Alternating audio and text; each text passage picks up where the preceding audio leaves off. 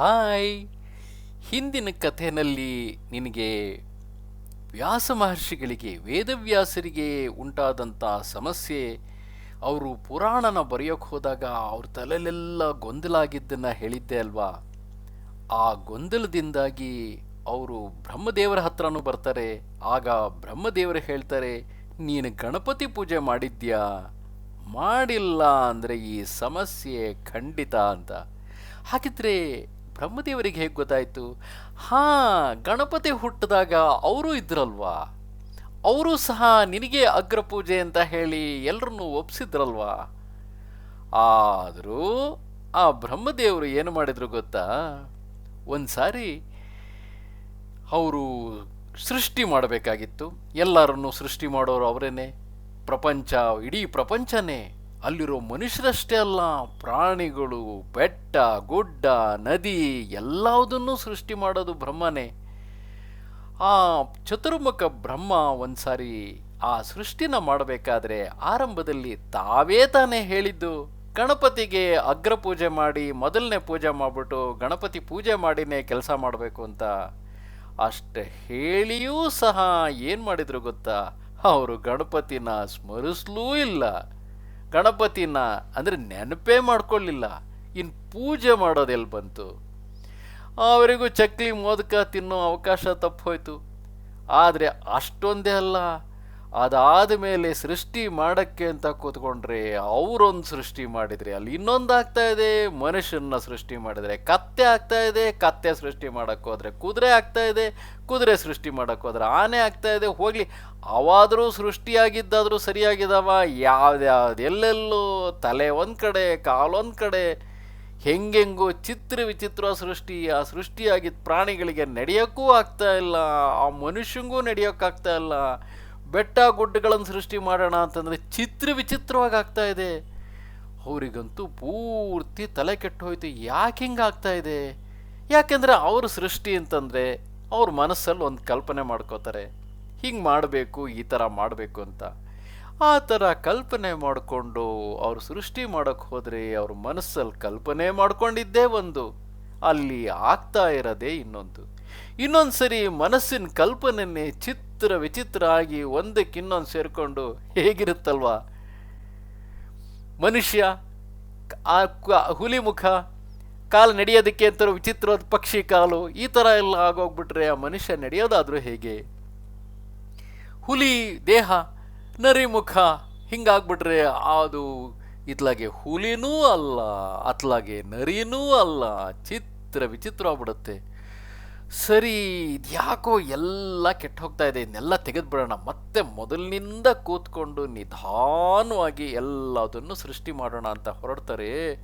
ನೋಡಿದರೆ ಎಲ್ಲ ಕಡೆಯಿಂದನೂ ಏನೋ ಒಂಥರ ತಳಮಳ ಇದಾಗ್ತಾ ಇಲ್ಲ. ತಲೆಯಲ್ಲೆಲ್ಲ ಒಂಥರ ಆಗ್ತಾ ಇದೆ, ಹೊಟ್ಟೆ ಎಲ್ಲ ತೊಳ್ಸಕ್ಕೆ ಹಿಡಿತಾ ಇದೆ, ಎಲ್ಲ ಮೈಯೆಲ್ಲ ಕಡ್ತಾ ಶುರುವಾಗೋಯ್ತು. ಏನು ಮಾಡೋಕ್ಕೂ ಆಗ್ತಾ ಇಲ್ಲ, ಹುಚ್ಚಿಡ್ದಂಗೆ ಆಗ್ತಾ ಇದೆ. ಏನಪ್ಪ ಇದು ಕತೆ? ಸೃಷ್ಟಿ ಮಾಡೋಕ್ಕೆ ಅಂತ ಹೊರಟ್ರೆ ಹೀಗಾಗೋಯ್ತಲ್ಲ, ಯಾಕೆ ಹೀಗೆಲ್ಲ ಆಯಿತು ಅಂತ ಹೇಳಿ ಅವಾಗ ಸುಮ್ಮನೆ ನಿಶ್ಚಲವಾಗಿ ಕೂತ್ಕೊಂಡ್ಬಿಡ್ತಾರೆ. ಯಾಕಂದರೆ ಏನು ಮಾಡೋಕ್ಕೆ ಹೋದರೂ ಬರೀ ಎಡವಟ್ಟೇ ಆಗ್ತಾ ಇದೆ ಅಂತ. ಮನೆಯಲ್ಲೂ ಒಂದೊಂದು ಸರಿ ಹೀಗಾಗತ್ತೆ. ನಿಮ್ಮ ಅಪ್ಪ ಅಮ್ಮ ಯಾವಾಗಲಾರು ಹೇಳೋದು ಕೇಳಿದೀಯಾ? ಅಯ್ಯೋ ಯಾಕೋ ದಿನನೇ ಸರಿ ಇಲ್ಲ, ಏನು ಮಾಡೋಕ್ಕೆ ಹೋದರೂ ಎಡವಟ್ಟಾಗ್ತಾ ಇದೆ ಅಂತ. ಅವಾಗ ಹೇಳು, ನಾವೀಗ ಗಣಪತಿ ಪೂಜೆ ಮಾಡೋಣ, ಗಣಪತಿ ಪೂಜೆ ಮಾಡಿದರೆ ಆವಾಗ ಎಲ್ಲ ಸರಿ ಹೋಗುತ್ತೆ ಅಂತ. ಹಾಗೇ ಆಯಿತು. ಆ ಕ್ಷಣ ಒಂದು ಸ್ವಲ್ಪ ಯೋಚನೆ ಮಾಡೋಷ್ಟೊತ್ತಿಗೆ ಅವರಿಗೂ ತಲೆಯಲ್ಲಿ ಹೊಳಿತು, ಓಹೋ, ನಾನು ಗಣಪತಿಗೆ ಮೊದಲನೇ ಪೂಜೆ ಮಾಡಬೇಕು ಅಂತ ಎಲ್ಲ ದೇವತೆಗಳಿಗೂ ಹೇಳಿದ್ದೆ. ಆದರೆ ನಾನೇನು ಮಾಡಿದೆ? ಸೃಷ್ಟಿ ಮಾಡೋದನ್ನು ಶುರು ಮಾಡಿಬಿಡಬೇಕು ಅನ್ನೋ ಗಡಿಬಿಡಿ ಒಳಗೆ ಗಣಪತಿ ಪೂಜೆ ಮಾಡೋದನ್ನೇ ಮರ್ತು ಬಿಟ್ನಲ್ಲ. ಛೇ, ಎಂಥ ಕೆಲಸ ಆಗೋಯ್ತು. ಅದಕ್ಕೆ ಇಷ್ಟೊಂದು ಆಟ ಆಡಿಸ್ತಾ ಇದ್ದಾನಲ್ಲ. ಸರಿ, ಹಾಗಿದ್ರೆ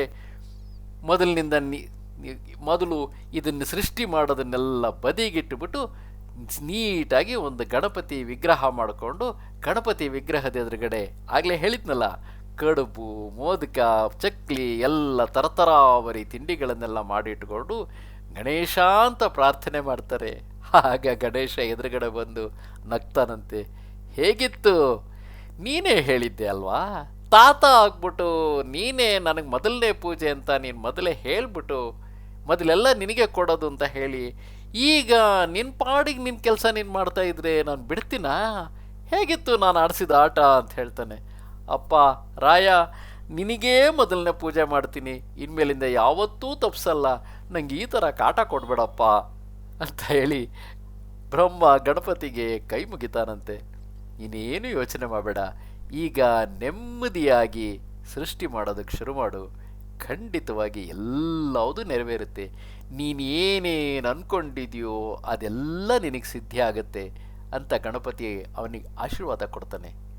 ಹಾಂ, ಇಲ್ಲಿ ನಿನಗೆ ಆಶ್ಚರ್ಯ ಆಗ್ತಿರ್ಬೋದಲ್ವಾ, ಗಣಪತಿ ಚಿಕ್ಕೋನು, ಬ್ರಹ್ಮ ದೊಡ್ಡವನು, ಚಿಕ್ಕೋರು ದೊಡ್ಡವರಿಗೆ ಹಾಗೆ ಆಶೀರ್ವಾದ ಮಾಡ್ಬೋದಾ?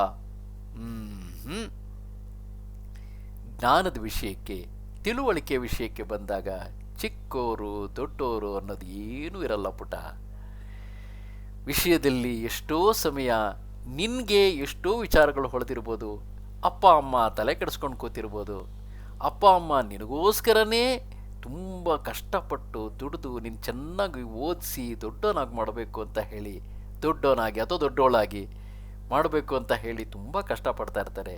ಆವಾಗ ನೀನೇ ಅವರಿಗೆ ಸಮಾಧಾನ ಹೇಳಬೇಕಲ್ವಾ, ನೀವೇನು ಯೋಚನೆ ಮಾಡಬೇಡಿ, ನಾನು ಚೆನ್ನಾಗಿ ಓದಿ ನಾಳೆ ನನ್ನೂ ನೋಡ್ಕೋತೀನಿ ನಿಮ್ಮನ್ನೂ ನೋಡ್ಕೋತೀನಿ ಅಂತ ಆಗೊಂದು ಸರಿ ಹೇಳಿ ನೋಡು, ನಿಮ್ಮ ಅಪ್ಪ ಅಮ್ಮ ತುಂಬ ಮುದ್ದು ಮಾಡ್ತಾರೆ.